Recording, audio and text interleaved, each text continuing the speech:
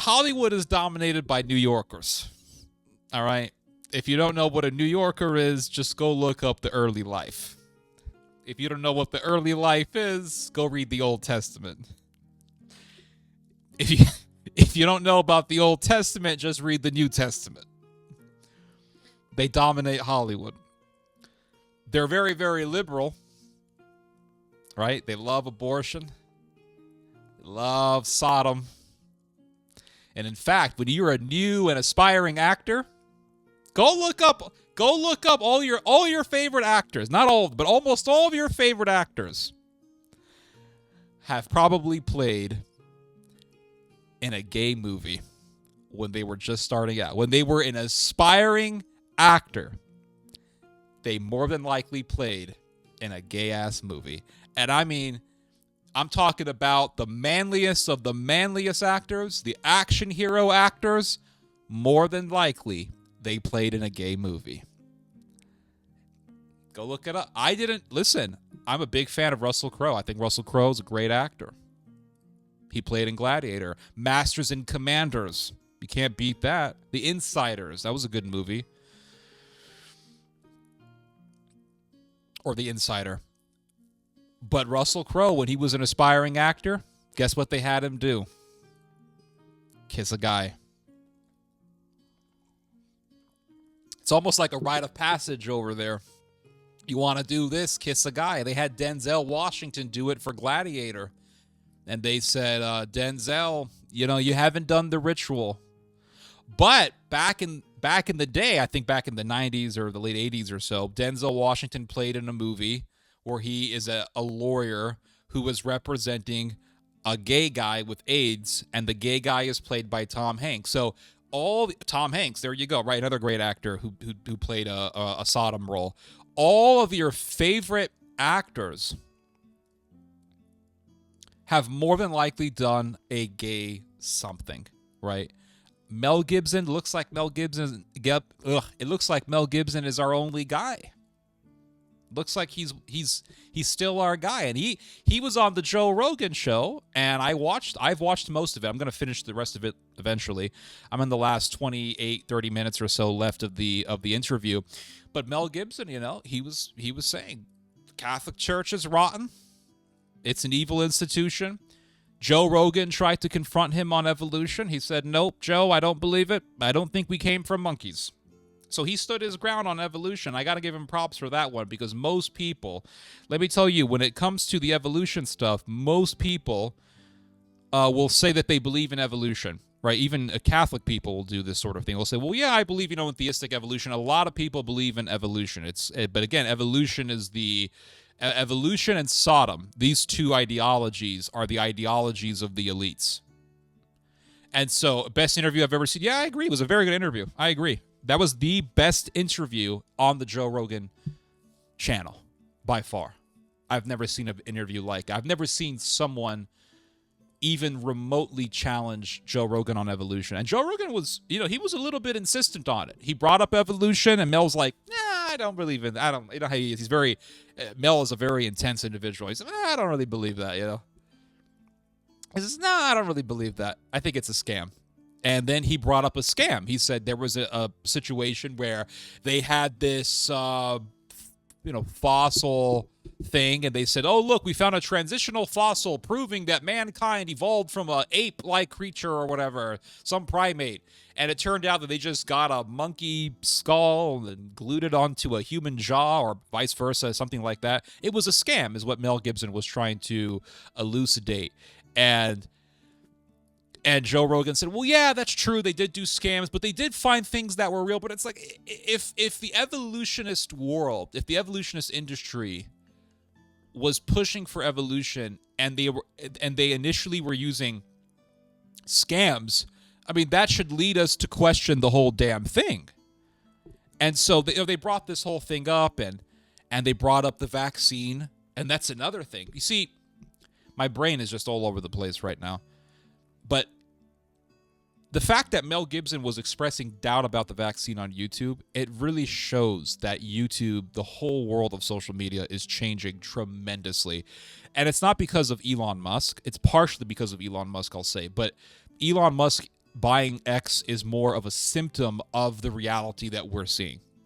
The reality is that the world is tired of liberal censorship, ridiculous micromanagement, this hardcore liberal desire just to micromanage every damn thing on the internet. People are sick of it, and and they're absolutely right, because that shit is freaking annoying as hell. It's hell of annoying. Back in the day, you questioned the whole COVID narrative. I mean, your video was out. You were going to get a penalty. You said one thing about the 2020 election, you got a penalty. Happened to me one time, and I didn't even bring up I wasn't questioning the election, the 2020. They didn't even question the damn thing. Nothing. I was interviewing somebody, and I said half the country doubts the election, and I was right. And freaking YouTube contacts me and says, "Oh, penalty." And I said, "Penalty for what?"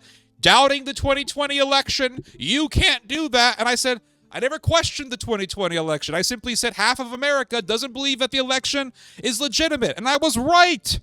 And YouTube says, nope. You're going to get penalized, damn it. Now, you can express some doubt about the 2020 election. You can express doubt about the COVID narrative. Oh, we're so sorry about, deleting people's videos and penalizing people's channels. Oh, the rules have changed. Now you can do it. That's okay. Why is it okay now all of a sudden? Oh, because you're worried that Elon Musk is going to take away your market. That's the only reason. That is the only reason. Money. Money talks and bullshit walks, guys. Money talks and bullshit walks.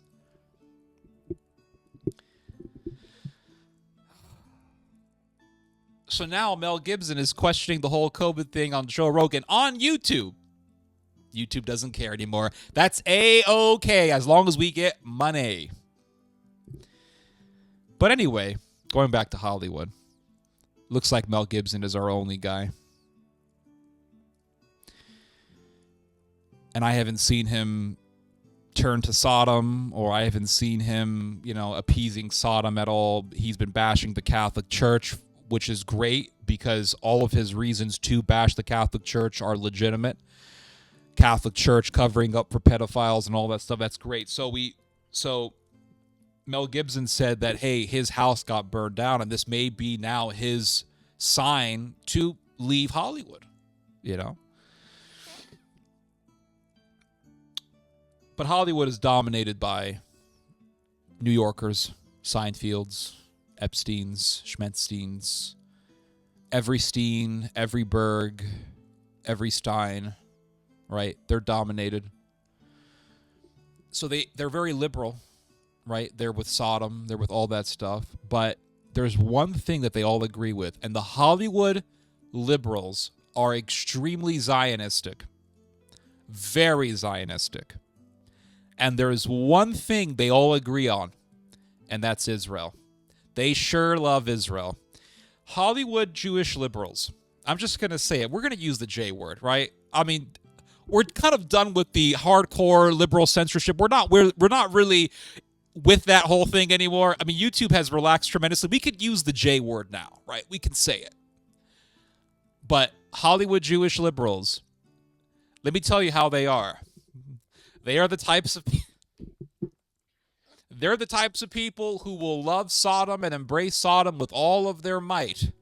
And then when it comes to Israel, they'll say, I hope they bomb them to the Stone Age. That's where they belong, those desert Neanderthals.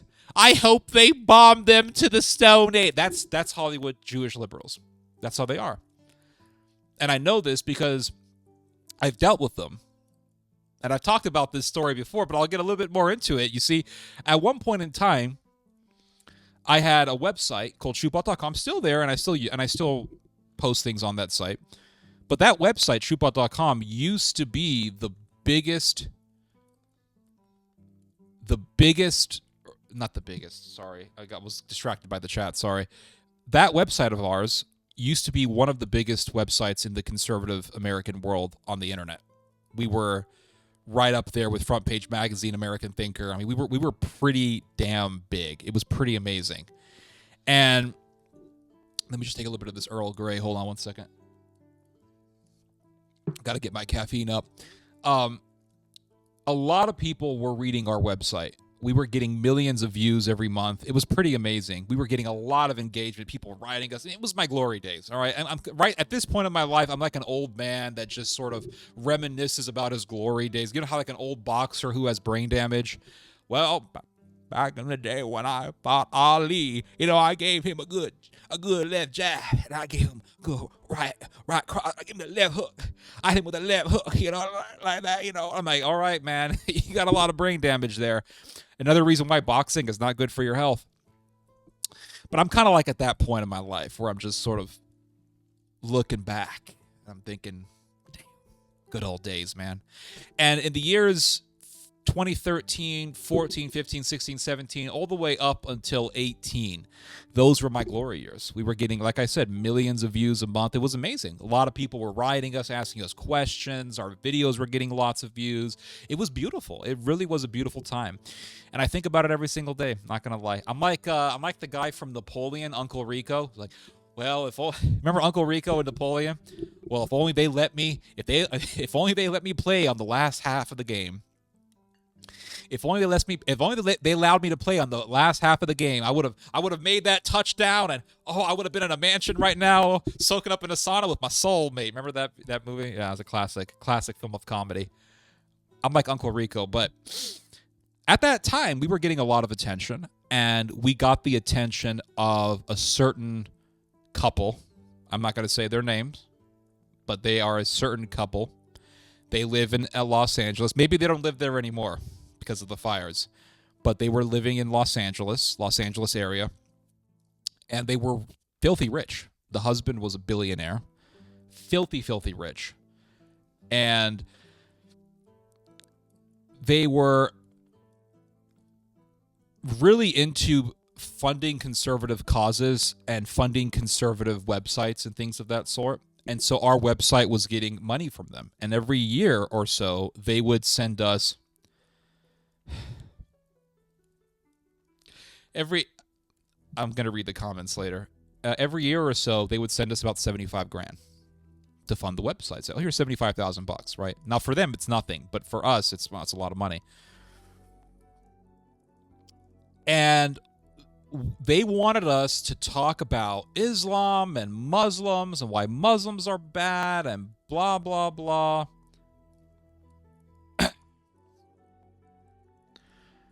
So I said, we got to start talking about Sodom. Now, that's what I said. We got to start talking about Sodom. We got to get into that topic. It's super important, guys. It's very important because at that time, you see, this was back in 2013 or so, the Sodom agenda was huge. It was humongous. And there was something that was happening in the early 2010s where Sodom felt very empowered and felt extremely confident, like just filled with dangerous amounts of hubris, excessive hubris. Because at that point, the gays were everywhere. They were in the movies, they were in the shows, and Americans really didn't have much of an issue with Sodom. They didn't. They really didn't. I mean, there were conservatives who were resisting it, but the thing is that they had gay conservatives. This was in 2013. And in 2011, they had the gay Republicans, and the gay Republicans were huge. I mean, they were humongous, and they were a big part of the Republican Party. I remember, and I remember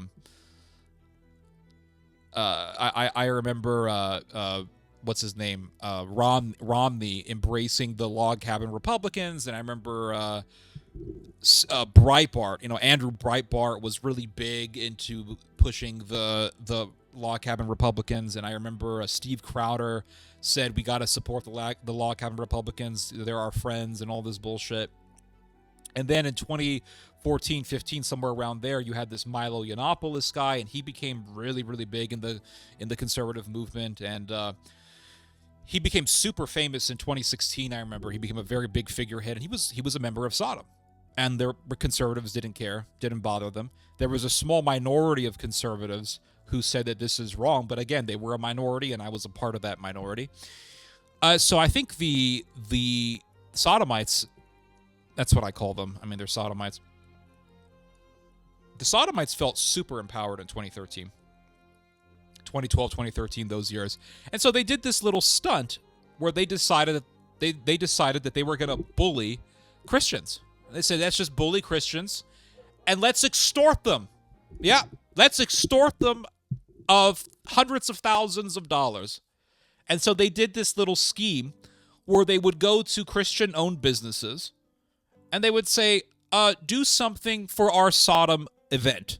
So they went to a bakery. This was the most famous case in Colorado. I remember they went to a bakery and they said, okay, Christian bakers, I want you to give us a cake that says, Sam and Billy. And the Christian baker in Colorado, he said, listen, I can bake you a cake, but I ain't going to put Sam and Billy. Not going to do it. I'll bake you a cake, but I ain't going to give you Sam and Billy. They sued the business, and they won. And they got, these Christian bakers, they got sued. I think it was like $500,000 or something like that. It was a lot of money, and there was a big GoFundMe to support them and all that. And then they also, I remember they started doing this same scheme, the same extortion racket to a Christian photography company. I think this was in California, if I'm not mistaken. But there was this Asian evangelical guy. I think he was Thai, and he had this photography business Jack Phillips, Christian baker. He had this photography business, I want to say in California somewhere. And they went to him and they said, well, we want you to take photos of our gay wedding. And they said, no, I'm not going to do that. And he got sued. So they were just doing this extortion racket. They did it to one lady, I remember, whose job it was to, she had a shop that was selling flowers. It was a flower shop. And they said, we want you to make a bouquet of flowers or bouquets. I don't know exactly how many they wanted, but they said they said we want you to give us flowers for our gay event, or it was a gay wedding or something. And she said, no, I'm not going to do that. And all these people got extorted. They had to go through the extortion racket. And that's because the people of Sodom, they got super, super empowered. They felt like we're on top of the world. We can do anything we want. We can extort people. We can get hundreds of thousands of dollars.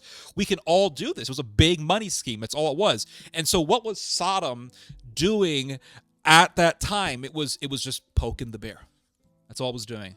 You guys accept us. You guys love us. The world has embraced us, and Christians are a minority, and that's what they thought. They thought you Christians are a minority. I remember getting so many hate-filled messages from members of Sodom, and they would say the most vile things you can imagine.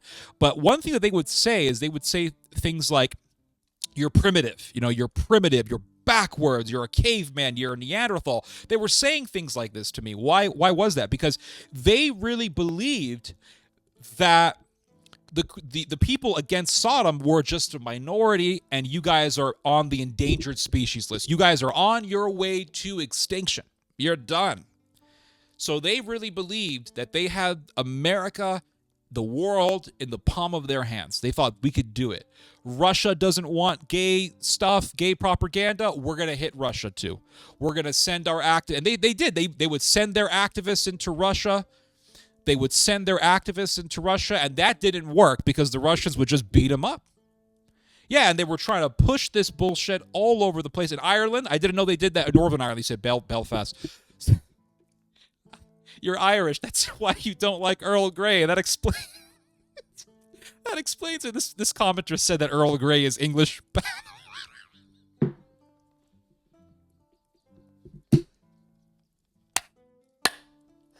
This commenter, he said Earl Grey is English bathwater. He said Earl Grey is English bathwater. I said, man, this guy got a lot of hatred for the English. Where's that hatred coming from? Oh, he's from Belfast. Okay. That explains it. Americans don't care if you drink Earl Grey. We're not living in the Tea Party anymore. We're not throwing kegs of tea out of a ship anymore. Americans don't give a damn if you want to drink Earl Grey. And the Canadians sure as hell, they love their Earl Grey because Canadians are somewhat British. But this guy says Earl Grey is English bathwater. I don't disagree with you, but I was just wondering why somebody would care, why an American would care if someone is drinking Earl Grey, but now I understand why, because you're Irish. Earl Grey! We drink coffee around here. But anyway, what was I saying? Oh yeah, so the Sodomites. So they really believed that they were on top of the world. You know, so what were they doing? Target was all over. Oh, I remember back in 2019. It was in the summer of 2019. I went to a mall.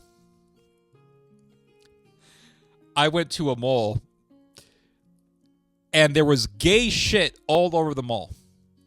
2019, gay shit.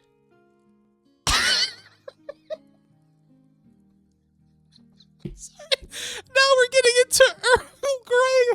The debate Earl Grey. I'm sorry.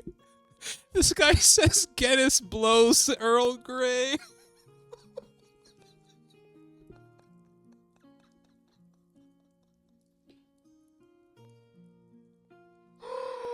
Don't the Irish mix Guinness with coffee and milk or some shit?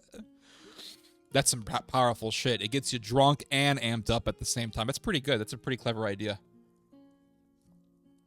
So there was gay shit all over the mall. I mean, like rainbow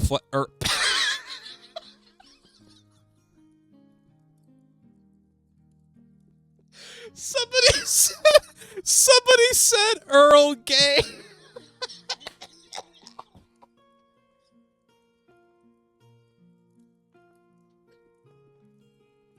Somebody said Earl Gay.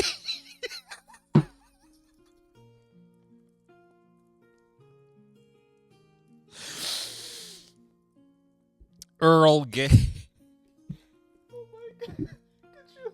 Could you imagine if the tea companies that make Earl Grey, if they said, "All right, mate, it's Gay Month today, and to celebrate the gay, we're gonna put. How's this for you? The people gonna love it, mate, darling." I don't think English people. There's some English accents that innately sound homosexual. I don't know if you guys have known that, but they're not. They may not even be gay, but they just sound gay. But they're English, right?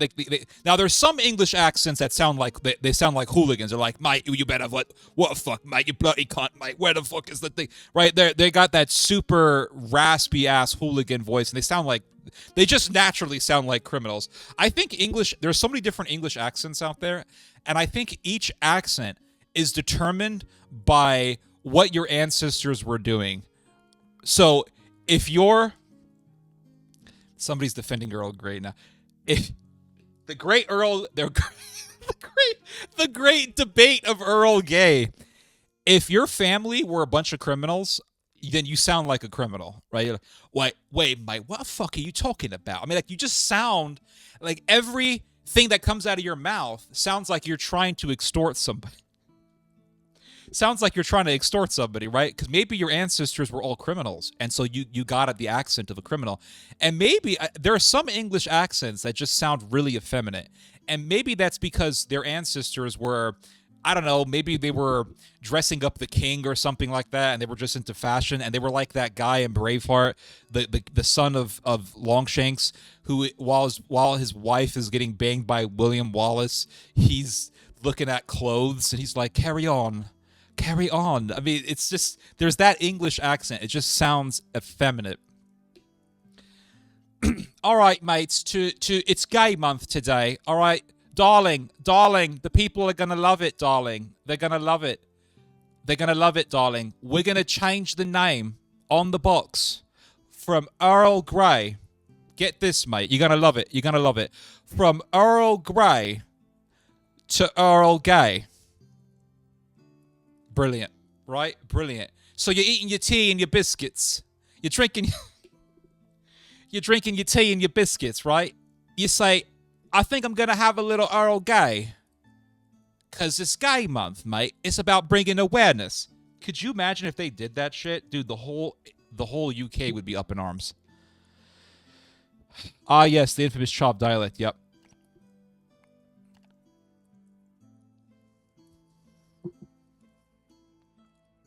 What were we talking about? Mixed Baileys and coffee. Whiskey and coffee. Oh, alcohol and coffee. So it's not even Guinness. It's like hardcore serious alcohol that you're mixing with coffee. Damn, so you're drunk and you're amped up. That's that's clever. I wonder how the Irish thought of that. They thought, well, we're working our asses off on these farms all day. We better be drunk and amped up. Anyway, what was I saying? Oh, yeah. So the Sodomites, you see, they were super empowered. They felt really confident. They thought, we're on top of the world. So in the summer of 2019, I went to this mall. And there was just gay stuff everywhere. Like rainbow flags. And they had gay dudes on posters everywhere. And it was because I think it was July. And I'm pretty certain July is gay month. So they said, oh, it's Pride Month and blah, blah, blah, and the spirit of pride and all this bullshit. And I remember going to Target, and they had the same damn thing. There was just gay stuff all over Target, rainbow flags. I mean, the whole gay package was there. And then years later, they did this thing with Budweiser, ass wiper, and they said, hey, we have a trans freak on the thing, on the can. I can say trans freak now. Right, because YouTube doesn't care anymore. Because they're afraid of Elon Musk taking away their market. But the whole Budweiser thing, ass wipe thing, it just blew everybody away. I mean, it just pissed everybody off. And then Bud Wiper, Anna Hassel, Bush or whatever it's called, they lost a lot of money, so they had to get rid of the cans, and it was a big disaster. And all that stuff. So I went to Target. After that whole event happened, Pride Month eventually happened. And I said, okay, I'm going to go to Target. And I want to see what do they got, right? I want to see if they're as gay as they were last year. Nothing. All that gay shit got purged out. They went purge 2 on them. They said, no, we're not going to do it. And they didn't do it. Now, I did see one little thing. It was like one shirt that had the gay colors on it, but that was it. That was it. And you really had to look for it to see it. It wasn't out in the open. And that was it. I mean, it was done. And so what happened was the Sodomites realized that they weren't on top of the world. They realized, they got humbled. They said, listen, we went too far.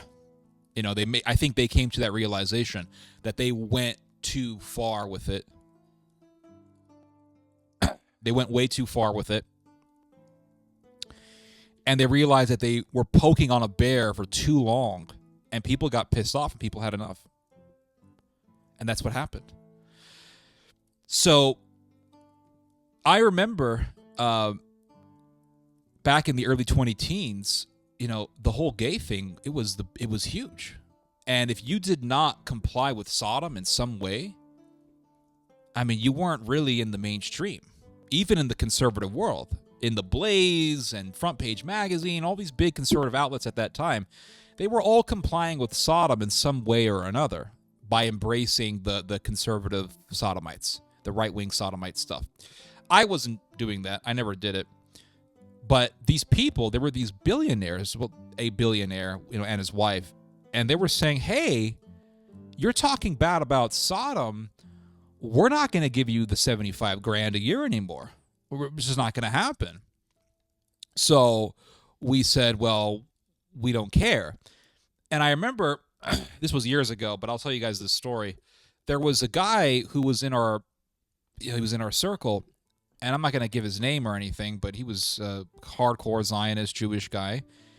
And I remember, typical East Coast fashion, he sends me this email saying, stop talking about gays. Stop doing it. And his exact word that he used to describe what I was doing was rambling. He said, "You're rambling."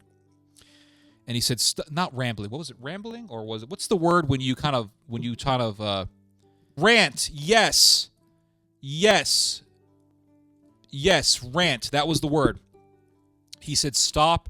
No, was it pedantic? I guess I'm being pedantic right now. But he said, stop your ranting. He sent me this email. Yeah, ranting. That's the word, guys. That's the word. He said, stop your ranting. That's what he told me. And he said, stop your ranting. This website is not for that. We're just going to talk about Muslims and how bad Muslims are. And I don't really like the idea I've never liked the idea of singling out one group. Like, we're just going to talk about Muslims. Well, because that's just, for one thing, I'm going to get off into a different topic here, so let me just finish the story. But I never really liked the idea of just singling out one group. But he said, you're supposed to talk about Muslims and all this stuff. So I gave him a call, and I said, what's the deal? And he starts ranting at me about how we're going to lose the money, and we're getting $75,000 a year, and blah, blah, blah, and all this stuff. And I said, it's about money then, right? I said, it's about money. That's what it's about then. Money, money, money. And he said, oh, you're a moron. He starts insulting me. So I just told him to go F himself, and I hung up the phone. That was my response to him. And that's basically what you're dealing with when you're working with that Los Angeles, East Coast, Zionist, elitist mentality. That's what you're dealing with. It's gays are great. Gays are okay. Gay is okay, to make it rhyme. And just talk about these issues that Israel is fixated on. So what Israel is fixated on, that's what you need to talk about. And so your whole theme, everything that you talk about, has to be based on what Israel is concerned about. That's the whole thing. Hollywood is riddled with those people, riddled with Zionists. People say, well, how can that be?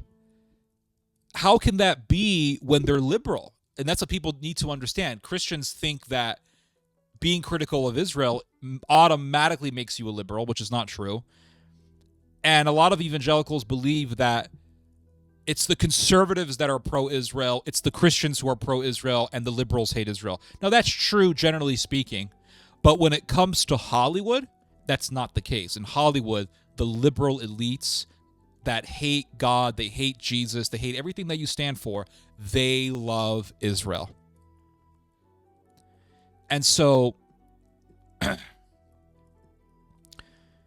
when I see Hollywood on fire and I see what Los Angeles is, I see the aftermath of these fires in Los Angeles, I just say, wow, that looks like Gaza.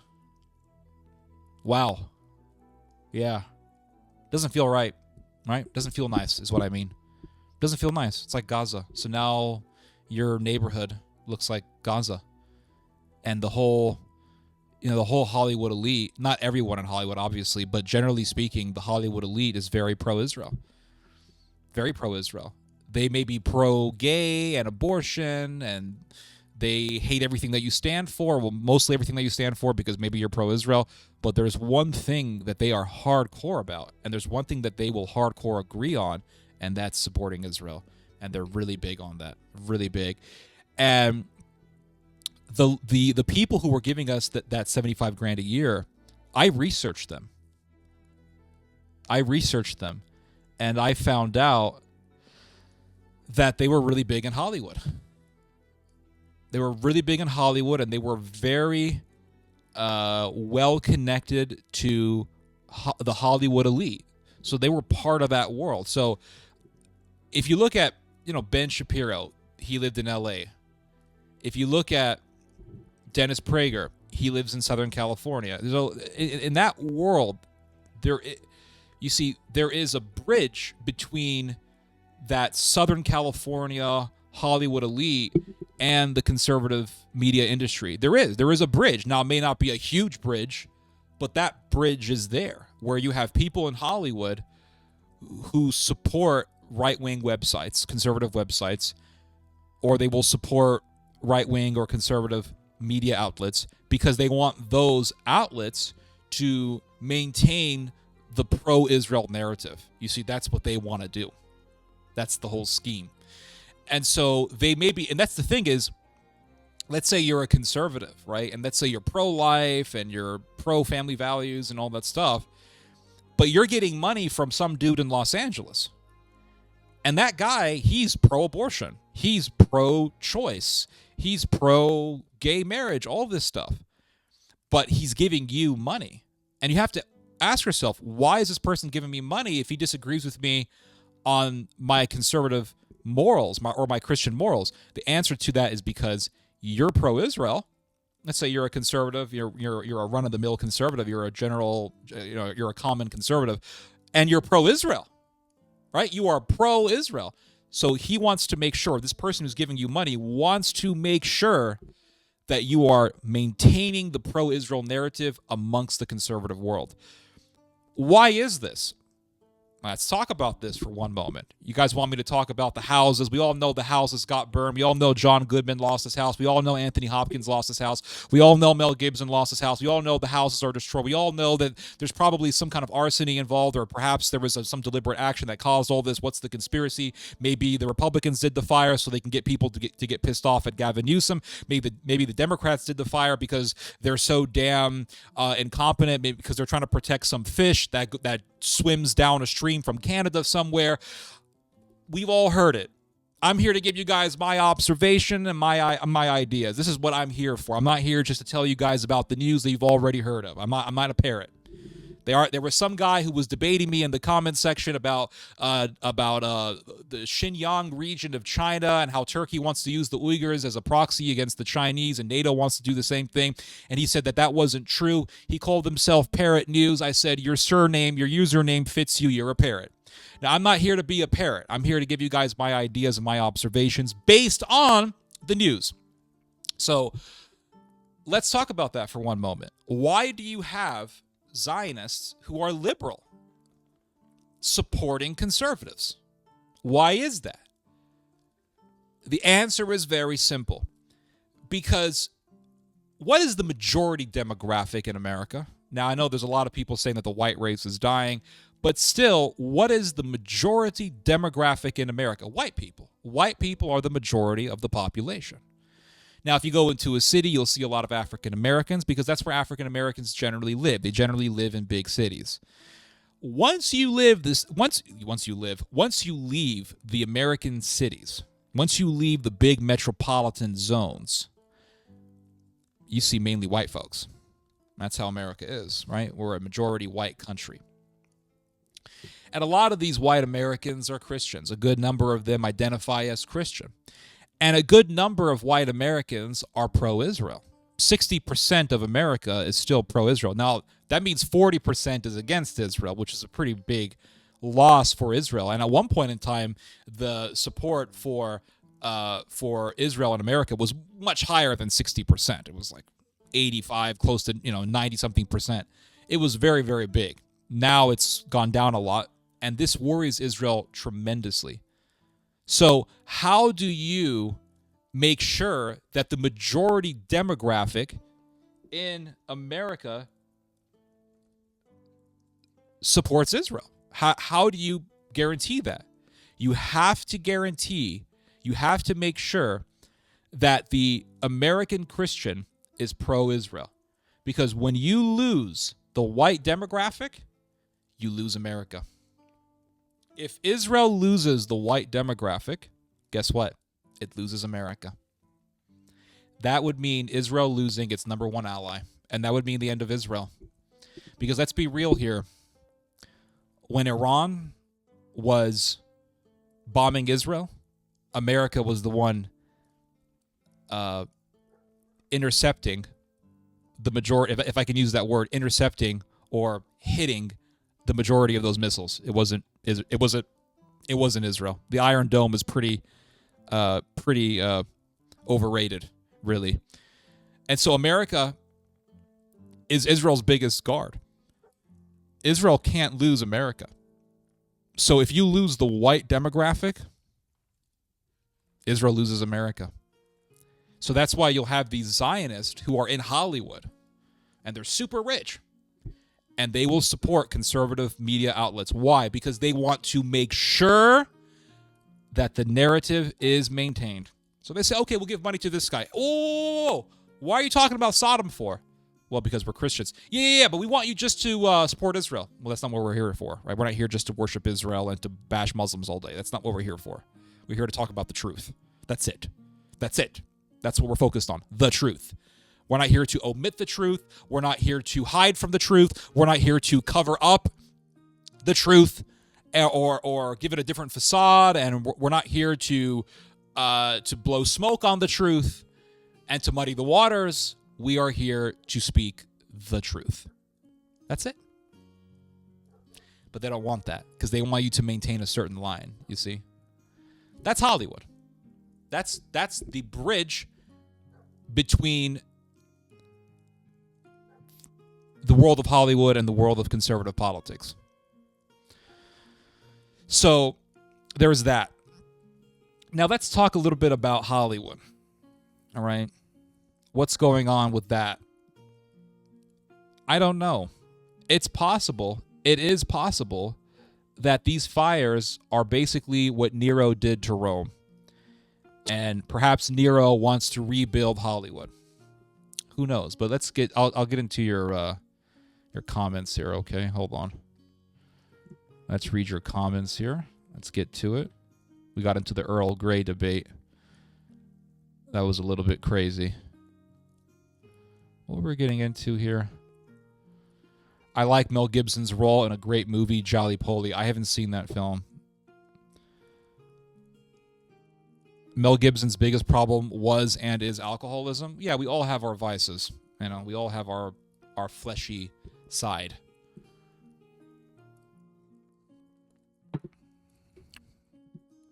I can't see guys like Clint Eastwood, John Wayne, Jack Weber doing gay stuff. I don't know if Clint Eastwood ever did anything gay. I'm not sure. But I know that Russell Crowe did. I think Sylvester Stallone did something. I don't remember. But a lot of these actors who are super famous today did something gay back in the day.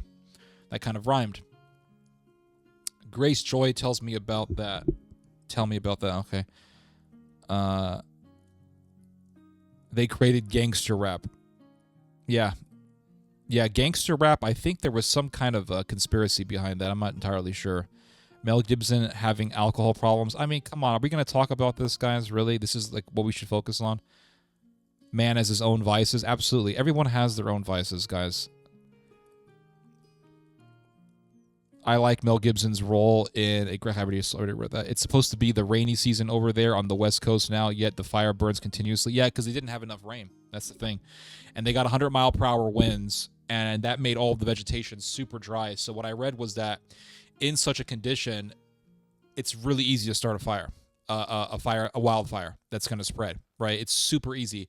They said it's as easy as lighting a cigarette and then throwing the cigarette down, just tossing the cigarette, and it will just ignite into a massive conflagration of fire. So